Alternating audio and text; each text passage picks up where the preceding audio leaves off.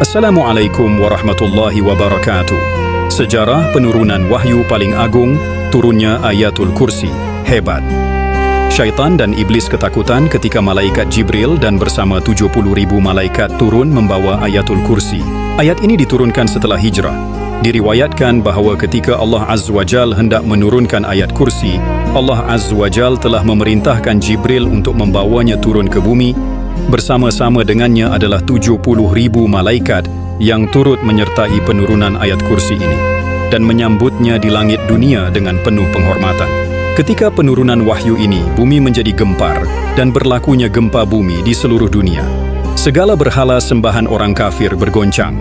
Gempa bumi ini menyebabkan manusia dan para raja di seluruh dunia menjadi gentar serta mahkota yang dipakai para raja tertanggal dan jatuh ke bumi. Syaitan-syaitan menjadi gempar dan lari bertempiaran serta berkumpul menemui iblis laknatullah yang turut ketakutan.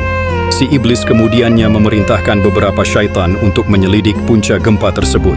Lalu syaitan-syaitan tersebut pergi mencari punca sehingga berhenti di tempat turunnya ayat kursi yang dihadiri oleh 70.000 malaikat dan Jibril.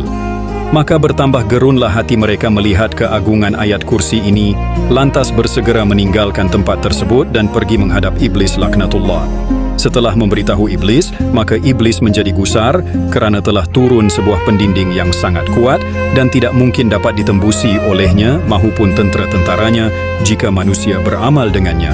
Rasulullah SAW dengan segera memerintahkan Zaid bin Sabit menulis serta menyebarkannya. Sesiapa yang membaca ayat kursi dengan khusyuk setiap kali selepas sembahyang fardu, setiap pagi dan petang, setiap kali keluar masuk rumah atau hendak musafir, insya-Allah akan terpeliharalah dirinya dari godaan syaitan, kejahatan manusia, binatang buas yang akan memudaratkan dirinya, bahkan keluarga, anak-anak, harta bendanya juga akan terpelihara dengan izin Allah Subhanahu wa Ta'ala.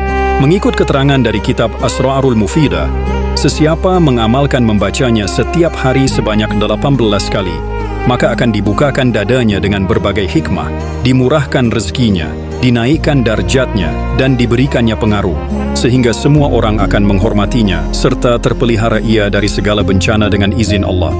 Syekh Abu Abbas ada menerangkan, siapa yang membacanya sebanyak 50 kali lalu, ditiupkannya pada air hujan, kemudian diminumnya, insya Allah, Allah akan mencerdaskan akal fikirannya. Fadilat ayat Al-Kursi mengikut hadis-hadis Rasulullah SAW bersabda bermaksud, sesiapa yang membaca ayat kursi dengan khusyuk setiap kali selepas sembahyang fardu, setiap pagi dan petang, setiap kali keluar masuk rumah atau hendak musafir, insya Allah akan terpeliharalah dirinya dari godaan syaitan, kejahatan manusia, binatang buas yang akan memudaratkan dirinya, bahkan keluarga, anak-anak, harta bendanya juga akan terpelihara dengan izin Allah Subhanahu wa Ta'ala. Mengikut keterangan dari kitab Asrarul Mufidah, sesiapa mengamalkan membacanya setiap hari sebanyak 18 kali, maka akan dibukakan dadanya dengan berbagai hikmah, dimurahkan rezekinya, dinaikkan darjatnya, dan diberikannya pengaruh, sehingga semua orang akan menghormatinya, serta terpelihara ia dari segala bencana dengan izin Allah. Syekh Abu Abbas ada menerangkan, siapa yang membacanya sebanyak 50 kali lalu, ditiupkannya pada air hujan, kemudian diminumnya, insya Allah, Allah akan mencerdaskan akal fikirannya. Fadilat ayat Al-Kursi mengikut hadis-hadis Rasulullah SAW bersabda bermaksud, sesiapa pulang ke rumahnya serta membaca ayat kursi, Allah hilangkan segala kefakiran di depan matanya. Sabda baginda lagi, umatku yang membaca ayat kursi 12 kali pada pagi Jumaat, kemudian berwuduk dan sembahyang sunat 2 rakaat, Allah memeliharanya daripada kejahatan syaitan dan kejahatan pembesar. Orang yang selalu membaca ayat kursi dicintai dan dipelihara Allah sebagaimana dia memelihara Nabi Muhammad. Mereka yang beramal dengan bacaan ayat kursi akan mendapat pertolongan serta perlindungan Allah daripada gangguan serta hasutan syaitan.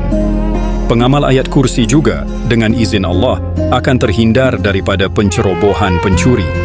Ayat kursi menjadi benteng yang kuat menyekat pencuri daripada memasuki rumah. Mengamalkan bacaan ayat kursi juga akan memberikan keselamatan ketika dalam perjalanannya. Amalkan membaca ayat kursi sebelum dan semasa perjalanan. Ayat kursi yang dibaca dengan penuh khusyuk, insya Allah boleh menyebabkan syaitan dan jin terbakar. Jika Anda berpindah ke rumah baru, maka pada malam pertama Anda menduduki rumah, tu eloklah Anda membaca ayat kursi 100 kali, Insya Allah mudah-mudahan Anda sekeluarga terhindar daripada gangguan lahir dan batin.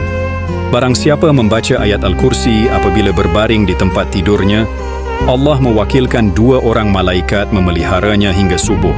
Barang siapa membaca ayat Al-Kursi di akhir setiap sembahyang fardu, ia akan berada dalam lindungan Allah hingga sembahyang yang lain. Barang siapa membaca ayat Al-Kursi di akhir tiap sembahyang, tidak menegah akan dia daripada masuk syurga kecuali maut. Dan barang siapa membacanya ketika hendak tidur, Allah memelihara akan dia ke atas rumahnya, rumah jirannya, ahli rumah-rumah di sekitarnya. Barang siapa membaca ayat Al-Kursi di akhir tiap-tiap sembahyang fardu, Allah menganugerahkan dia hati-hati orang yang bersyukur, perbuatan-perbuatan orang yang benar, pahala nabi-nabi, juga Allah melimpahkan padanya rahmat. Barang siapa membaca ayat Al-Kursi sebelum keluar rumahnya, maka Allah mengutuskan 70.000 malaikat kepadanya. Mereka semua memohon keampunan dan mendoakan baginya. Barang siapa membaca ayat Al-Kursi di akhir sembahyang, Allah Azza wa Jalla akan mengendalikan pengambilan rohnya, dan ia adalah seperti orang yang berperang bersama Nabi Allah sehingga mati syahid.